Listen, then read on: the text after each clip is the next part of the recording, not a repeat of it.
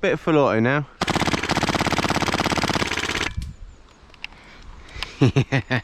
Hello fellow plastic throwers. Now this is going to be a humongous video guide. I don't know how long this is going to be. I've got like 8 hours of footage to edit through. Anyway, this is going to be a guide on how you can do your own 3D printed HPA airsoft engine. Now I want to start off by saying that the original design of the HPA engine, all of the credit goes to a person called Kuba T1000. You can check out their website linked in the description. And they came up with a HPA engine system for airsoft, which actually was originally designed to be machined with metal. However, I had a bit of a dig around and managed to find a way of 3D printing them, and I found some files knocking about, can't seem to find them anymore. And I have got a link to a Cults page where they're all free. I had to neaten them up because they weren't particularly functional, but I managed to get them to work, so make sure you check out the description for the links to that. Again, all credit to Kuba. Now you're looking at the end result right here. This is my mate John's gun. This is a JG MP5SD, and he liked the look of the Foverine, which was our first attempt at making a Kuba HPA engine, which worked quite well. We've still got a few kinks that need ironing out, and that was also semi-auto only. However, he wanted a full auto capable HPA build, so I said, you know what, let's have a go. And hopefully this guide will be very useful to you. I'm going to try and go over as much as I can. If I've missed anything out, then make sure you yell at me in the comments and I will do what I can to help you. Now this video has taken a couple of weeks to do because of waiting for parts to arrive, illnesses, and just finding time. In fact, right now I'm fighting off a sinus infection, progressively getting iller through the video, but I hope it's useful nonetheless. It's going to be a bit more informal. It's very long. Now you will need a few basic bits and bobs and bits of knowledge to build this. First of all, you're going to have to know how to take an airsoft gun apart. If you don't know how to take your gun apart, you're going to have to learn before you do anything else. So I'm assuming when you're watching this video that you are reasonably competent with taking apart an airsoft gun. Secondly, you're going to need some basic to intermediate electronic skills. First of all, you're going to have to be able to solder on perf board or strip board, so that's one skill you will need to have. And the electronic components you're going to be using are relatively basic. It's not too difficult, and it might be daunting and intimidating, especially when microchips start appearing, but you do not need to worry about it. It's not too difficult at all. And of course you're going to need the facilities to be able to 3D print the parts for the engine. They're not that difficult to print. You don't need a very fancy advanced printer. All you need is something like an Ender 3, which is what we've got. I will also say, when you do this at your own risk. Neither I nor Kuba are responsible for anything you do. That is entirely up to you. You are doing this at your own risk of injury or damage, so make sure you know what you're doing. And this is also for airsoft use only. I 3D printed all of these parts out of eSun PLA Plus filament. I did the layer height / resolution at 0.12mm on basically everything, aside from the nozzle, which I did at 0.24. I don't think it matters that much. The reason for the different layer height was merely because I wanted to get it done quicker. 100% infill, these bits are going to be completely solid. They might need a bit of sanding afterwards. Of course, you will also need to remove some support, so make sure you enable the support function too. And you can do this out of other types of plastics, but we did it with PLA because that's all we had access to. It's not the strongest stuff, of course, but it seems to do alright, and we didn't see why it wouldn't work, and of course you've got to give it a go, haven't you? Anyway, without further ado, let's get to it. And so what we're going to do with this is we're going to take out all of the AEG guts from the gearbox. Now first things first, I do want to make sure that the valve will fit in this hollow battery compartment on the stock here. So we're just going to use a caliper. And then I've gone over to the gun cupboard to measure the Foverine's valve, which is the valve we've got coming for it. Yeah, that's going to fit in it. The valve is, let me take ages. It's about 22mm. So we're going to be able to fit the valve in the stock. It'll be nice and hidden. We're going to take off the front end first. So if we don't have any battery space in the back, we can have it front wired. And then the 11-1 can sit in there. It doesn't have to be a particularly powerful 11-1. Because it's switching, you know, a few watts. That the solenoid valve does not take much power at all. We're also going to take the suppressor off, and what we're also going to do, hopefully, with the suppressor is hollow it out, make sure it's foam filled, so you actually get the suppressedness. Right, anyway, we've got the gearbox out and taking all the screws out, and it's just a version 2 gearbox, so it comes apart as usual. We don't have to worry about losing any of the shims. I'm going to pop the bearings out for him though. We'll need the cylinder and then we'll spin it the other way round. The only concern I will say is looking at this has got quite a large window. They do recommend on the website, Kuba's website, that you use a unported cylinder, but we got away with a ported cylinder. Now for a kickoff, we're going to reinstall the trigger contacts. The way the MOSFET works for the Kuba system is the trigger contacts literally just connect the positive of the battery to the positive of the circuit board. So with the Foverine, you can actually leave the battery in, even though I don't recommend it because it's a bad habit to get into. And it would be akin to leaving it in a gun with no MOSFET, you know, with the contacts open. It's not going to do a thing. Right, so we've got the trigger trolley there. Now we want to find a cutoff lever. When you put it into fully automatic, the cutoff lever, which normally engages against the cam on the sector gear and moves contacts like that out of the way, it goes downwards like that. So if we try and get a micro switch in underneath it, bear in mind all of this is free now, all of this space is free, so we can put a micro switch at an angle with the arm touching that. You go backwards, click, full auto. Here are the 3D printed bits, they do need a bit of tidying up. The main notable feature here is the nozzle. Obviously this is what does the loading and the firing of the air down the barrel. This is what I kept breaking, but I've designed my own one with a slightly smaller internal diameter to make it a bit more robust. You also have an end cap. This replaces the cylinder head and the nozzle slides through like so. And then you have a spring between them. This is just a spacer, and the spacer just gives it a bit of reinforcement. And then at the back here, we have what I call the manifold, the inlet manifold. And what we're going to do is we're going to find the coupling I couldn't find earlier. I need to get some more of these actually.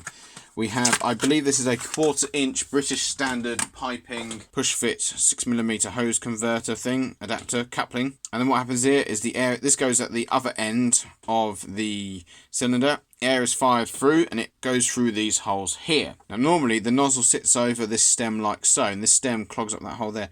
There's a slight bit of a warping there from the print, but that's not going to make any difference. This will need sanding down anyway. The air coming out those 4 holes pushes the piston of the nozzle down the cylinder, and eventually, once the round is loaded into battery, it will uncover the hole on the back here as it slips off the stem. Air then passes down that through the nozzle and fires the BB down the barrel. And then when you release the air pressure, when the valve shuts, a return spring forces it back in, round pops up into the hot chamber, and you're ready to go again. It's f***ing genius, isn't it? So we're going to wrap probably only about a couple of turns of Teflon round, tighten it up. Now one thing I had to do with the Foverine is I actually had to cut the stem down because it was obstructing too much of the, well, it was still obstructing the hole in the back of the nozzle assembly.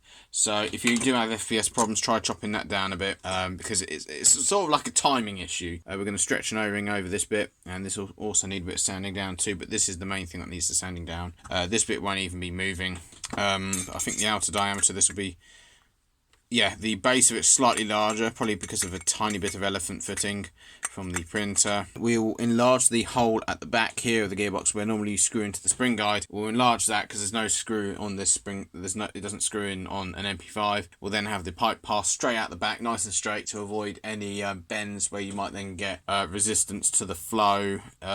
My understanding of fluid dynamics is quite limited. Right, so we've got to sand that one down, and we've also got to sand probably a bit of the outer nozzle and this hole here because the nozzle will not pass through. Again, a bit of elephant fitting on here, so go through with the needle file. It's exactly what I had to do with the Foverines one. There we are. This again is not an airtight seal. Because of how these print, you have layer upon layer. You do have a slight rough finish, so you're going to end up with a bit of friction there. Let's get the box of O-rings out in the vain hope that we've got the right one. Tell you what, we might have to sand down that O-ring in place. Right, the novelty of that has thoroughly worn itself out. So I'm going to try like using a chopped down AEG spring later on, or a much stronger spring. My only concern is the air pressure not handling it. Right, just cut down an AEG spring. I've put an O-ring and a load of Teflon on this end here. Have it nice and tight of a seal, seems to be airtight. Might need a bit of a better O-ring, but for now, just for testing, it will all be held in place by the gearbox anyway. What we're going to do for testing purposes is just reassemble with that spring in, because I reckon that spring's going to be too strong. But we'll give it a go. And we'll sort the micro switch out another day. I just want to see if it would go forward and retract. Okay. Yeah, I can't move that with my fingers. That's not going anywhere. Right, now grab the Foverine. Well, according to the regulator's gauge, there is sweet Fanny Adams in here. Just hope I can get enough out. We're going to disconnect the Foverine's engine from the valve assembly. Plug that one in like that, or like that. So now we'll plug the 11 one in. And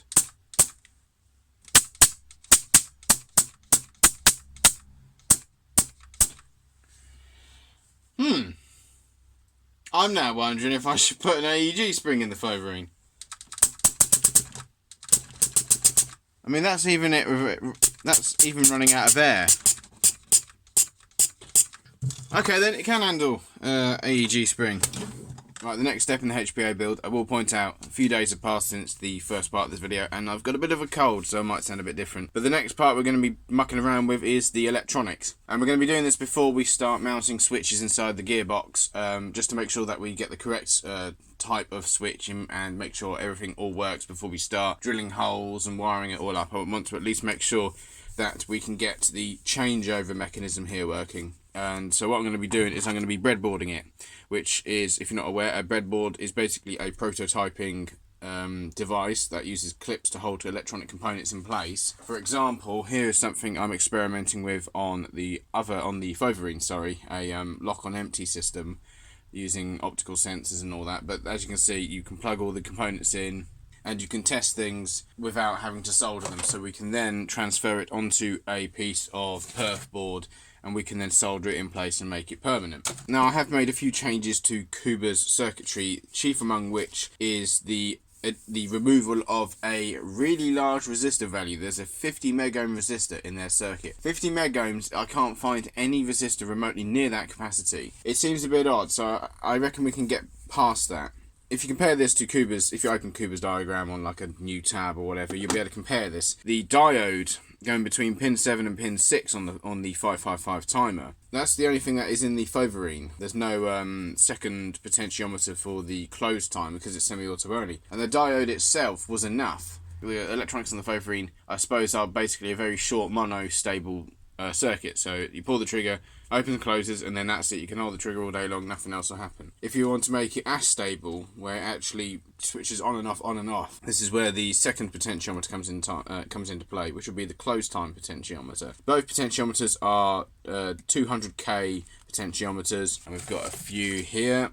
The chip, the main chip, the brain of it all is the 555 timer. Got oodles of those. They're really easy to get a hold of, and they're also quite hardy as well. Now, the way this works is we have the positive and negative rails, and then we have the trigger. The trigger is literally the on-off switch for the whole circuit. And then, of course, the other switch will be the selector switch. The safety will be represented by a physical mechanical block on the trigger safety, like every other Airsoft AEG M4. And then we've got a motor symbol here instead of a solenoid. It's roughly, it does the same thing, and because of that you need a flyback diode as well. If you don't have that diode, you will kill the transistor because of the back EMF. We also have added a 0.01 microfarad capacitor, non-polarized, to between pin 5 and ground, just to give the 555 a bit more stability, especially considering that this could, this is in charge of metering the amount of air going into the gun to make sure, to get the same velocity. So I wanted to make sure there was no deviation whatsoever. And what you can also do is put an LED between the collector of the transistor and a resistor and positive. That would also give you a visual representation. Now, we're going to be using this very small micro switch here, if the plan works, to detect what fire mode the gun is on, because it will detect where the cutoff lever is. So there'll be a normally open, a normally closed, and a common pin on this. So we need the 3 pins. It's single pole, double throw. I've got a load of alligator test leads and also a load of breadboard jumper wires. These things are bloody brilliant, better than trying to make your own. Now, the transistor, which is the device that switches the coil, because you cannot power the coil straight from the timer chip, it does not have enough guts in it to be able to handle that. We have a little MPN transistor here. This is a D882. It's slightly different to the transistor that Kuba recommends. In fact, it's got a slightly higher current rating. Valve is only going to draw about, probably at most, like 500 milliamps off the top of my head, and that's probably a very wide estimate. So this is what actually controls the solenoid. We will also need a 2.2 microfarad electrolytic capacitor. Make sure you get these plugged in the right way round. This stripe here means that this pin here is negative. You get it the wrong way round and they explode. There's nothing, no beating around the bush, they will go bang. We've got our 0.01 microfarad. I think this is a polyester capacitor, but I don't think it really matters what type it is. And we're also going to chuck in a red LED to just to give a visual flashing representation of the valve opening and closing. The valve hasn't turned up yet, I will point out. It's the only thing that hasn't turned up just yet. Now I'm going to grab a couple of diodes. We've got a 1N4001, which is a 50 volt 1 amp rectifier diode. We're going to use this as a reverse polarity protection for the whole circuit, just to make sure you don't plug the battery in backwards and blow everything up. And we're going to use another one of these 1N4001s as the flyback diode. When you have an inductive load and you turn it off, you get a massive voltage spike being kicked back out of it. And if you don't mitigate this spike, it can actually destroy stuff like transistors. And even though the voltage coming back out of it's probably going to be a bit more than 50 volts, this should be enough. I mean, it'll be such a short pulse, I'm hoping it'll be alright. If we do blow up the transistor, I've got a few more, so it's not a big deal. Now, you don't have to breadboard it, but because I'm doing a slightly different circuit to the one that Cooper recommends, I want to make sure I get it right.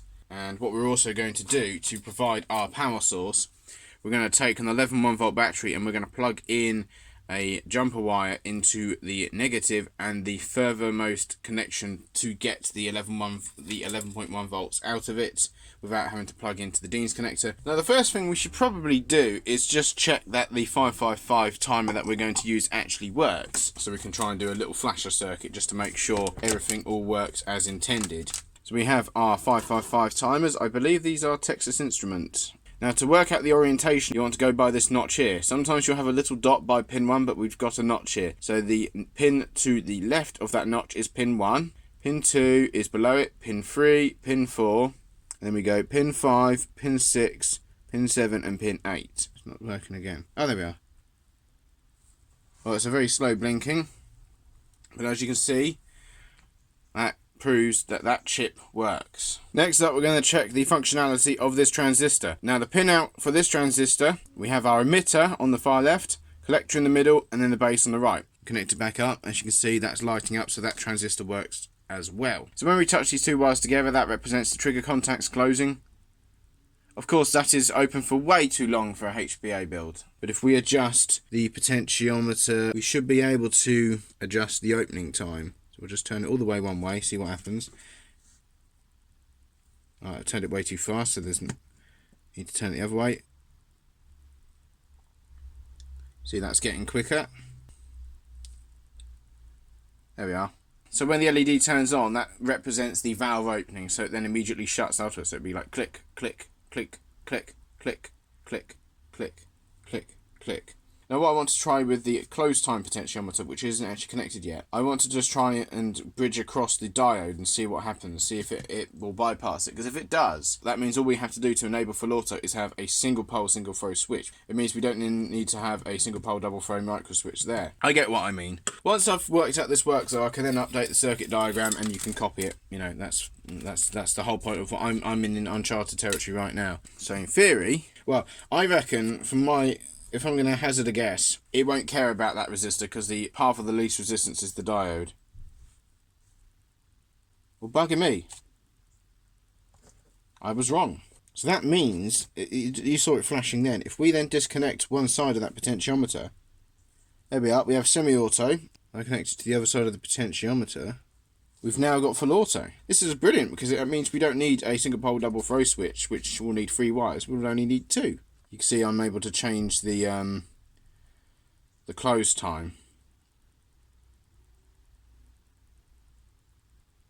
Of course, there will be an upper limit where the valve will not be able to open up fast enough. We might still end up using this switch because it's convenient, but it means that we can use a smaller switch, or at least we won't need as many wires. All we have to do is just go like that. So that's now single pole, single throw. You bypass the diode, you get full auto. That's bloody brilliant.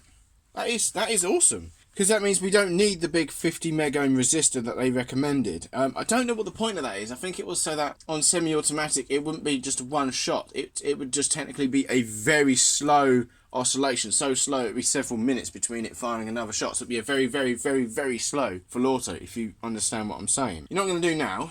I'm going to get the fovery out. Because I also want to use my alligator clips. There we are. That now has our valve connected in. Let's see how fast we can go.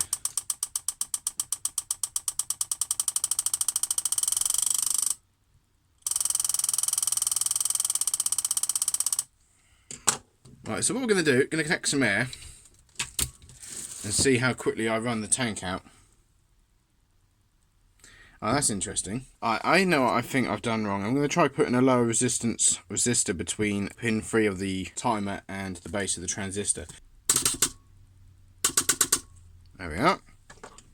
Evidently the resistor value was just a bit too high. I don't know why I'm laughing, I've got to pump that up later.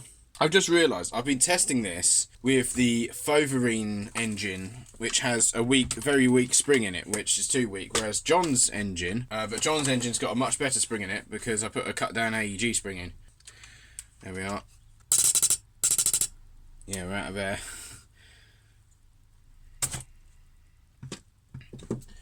Right, I know I've got a cold, but I'm going to try and get some air in this without dying. Right, it's got about 300 in there.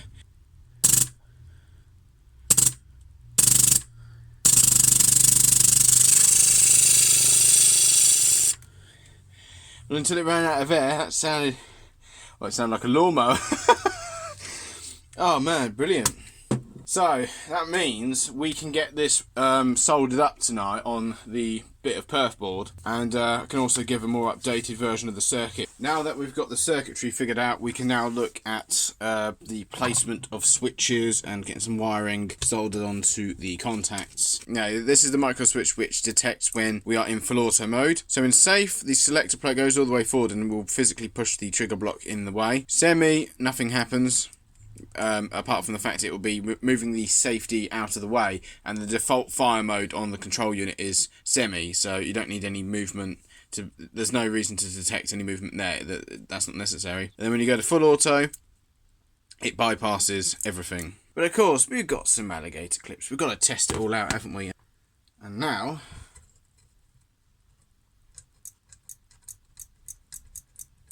there we are. There's semi-auto.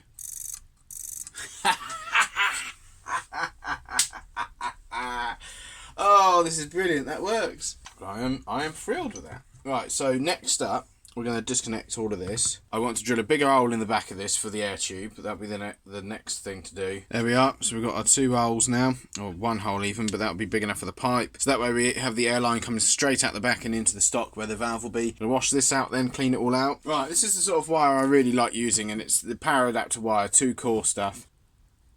There we are. Right. Trigger in. So, that's our gearbox. We get on to the bit which I'm probably going to enjoy the most, which is the soldering.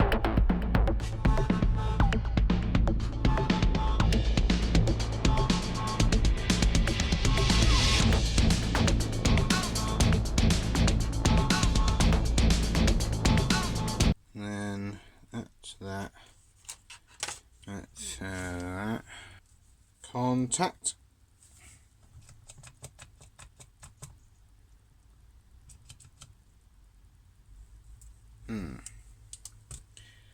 Nothing. Got it. Oh, so stupid. I had soldered the track all the way up to pin, it was on the output side of it. The pin 3, which is the output of the 555 chip, goes through a resistor into the base of the transistor. That connection there below the sort of smoked out cloudy one, that one there hadn't been made. So pull the trigger on semi-auto. Bang, bang, bang, bang. The left potentiometer adjusts the open time, I think. Yeah, so you can have it comically too long. And then if I push the selector plate forward, backwards, full auto, semi, full auto, semi, and then of course we can adjust the fire rate.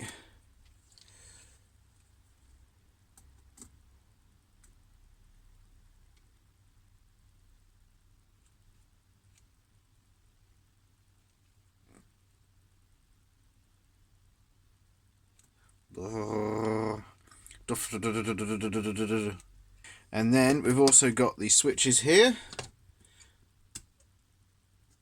which disable full auto. Put it back on.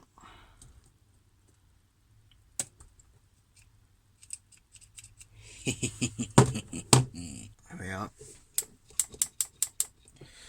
And then full auto.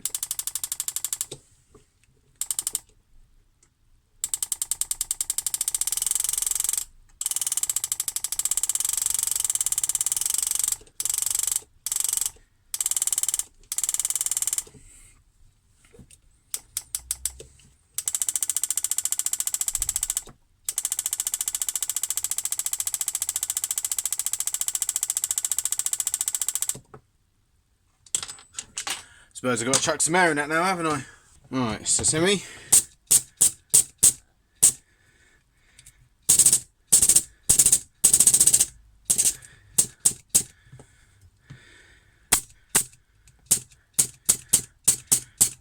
Job well done.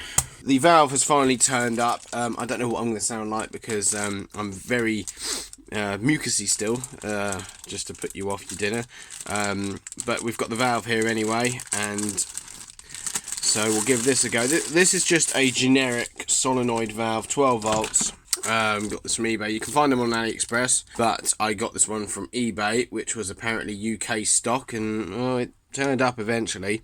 But I didn't want to have to wait for ages for it to come from China because of the next game event. I wanted to get it working for John beforehand. And it's a 12 volt valve, 1/4 inch couplings, and I've left the couplings in the house. I'm going to go grab them in a minute. So let's get the valve out. Get your valve out.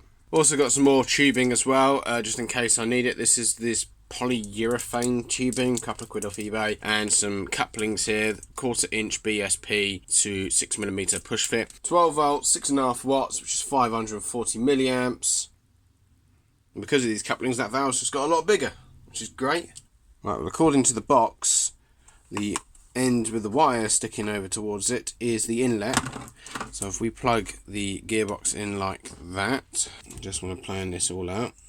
We also should probably get the gearbox mounted into the gun now. The part of this saga I'm not looking forward to is trying to get the valve to fit in anyway. So what we're going to do now, actually, is we're going to reassemble the gun with the gearbox in. Right, what have we got to do now then? I suppose we've got to modify the stock to get everything to fit in it. Right, that was more hassle than it should have been. So, I split the stock down the middle, broke the ultrasonic welds. I can obviously epoxy it back up. And what we've got is we've got the valve in here. As you can see, the input pipe comes out, valve's there, the main pipe runs up into the gun. Of course, this bit is, there's not really much you can take away from this part of the guide because it all depends on where the valve's going.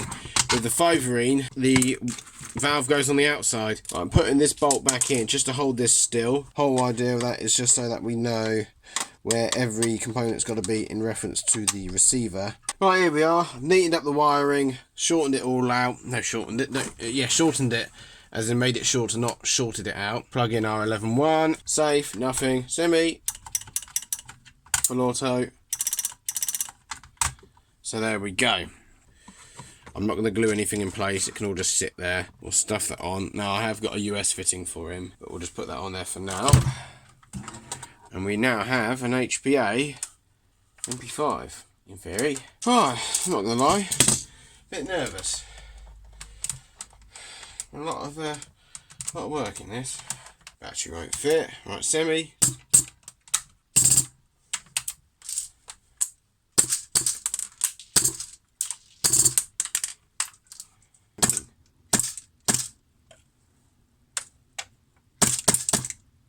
Right, a few days have passed since I last worked on it, and I seem to have a sinus infection now. But I've got the full auto working. What I did was I took out this, the return spring for the nozzle is one of these AEG springs. Don't know what rating it is, don't think it really matters that much. I was suspecting that what was happening was that the nozzle was not returning quick enough because the spring wasn't strong enough, there was too much friction. So I sanded down the nozzle a bit more to make sure it wasn't snagging in the cylinder head. What else did I do? I put a load of silicone spray in it, sprayed a load in this on the seals, put some more Teflon on the manifold at the back to improve the seal. What made the biggest difference though to the full auto is the spring, and I've just lost it. I just put it down because I dropped a load of stuff. Oh, there it is. This was the original spring in the return spring, which pushes the nozzle backwards. Don't know what it is, probably an M100, maybe even an M120, just cut down. I think this is definitely an M120 though. It feels a lot thicker and looks a lot stouter than this spring. I cut a length off, which was a lot bigger than this piece. I tried stuffing it in the gearbox. Another thing I've also also done is I put a washer, a couple of shims in the hop unit underneath a screw which attaches to the slider here, which then interacts with the adjustment arm here. Main reason being is it just jumps around all over the place, and John mentioned that to me, that this hop unit is known for doing that. Don't know how many rounds are in here, but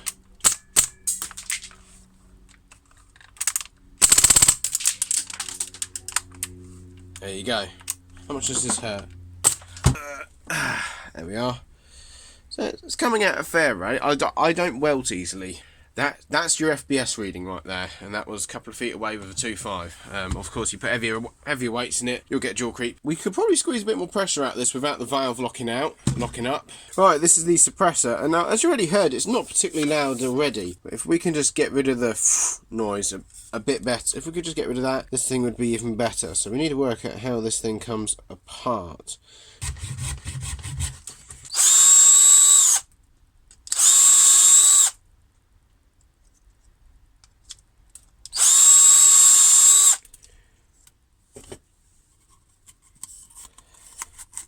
This will be interesting trying to stuff all this lot in, but worth a go.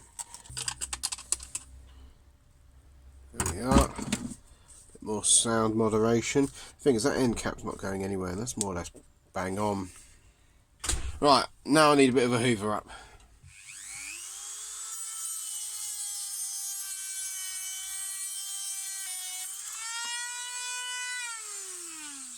It's heated up slightly.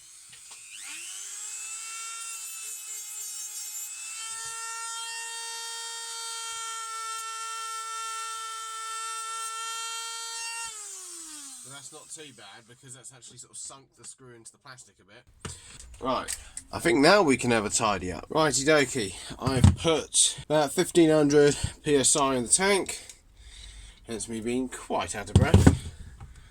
Plug that in, and we're going to do a final chrono test. Oh yeah, of course, I stuffed a load of foam up in the mag well to stop dust getting in there. Right, where's my chrono?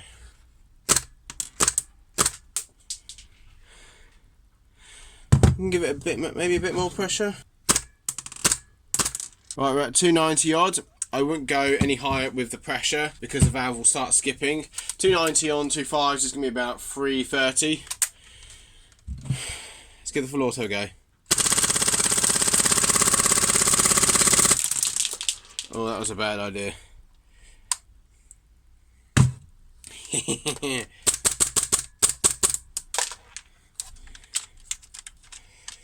Oh yes.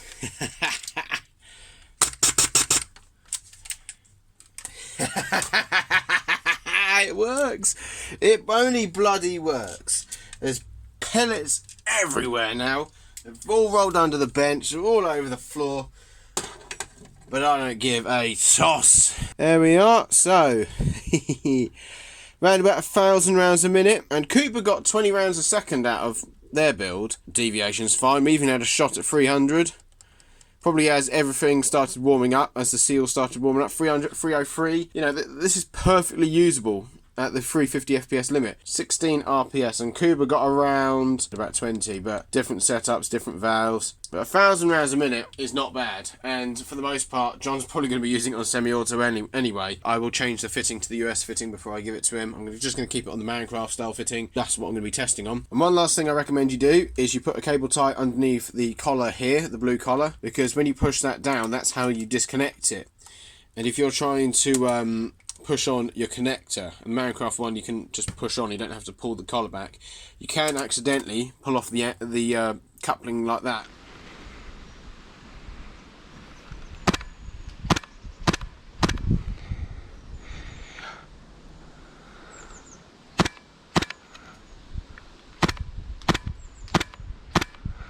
Well, hop unit is definitely going to need a bit of work. That's probably down to the JG hop unit. But anyway, but the HPA works, so bit of full auto now.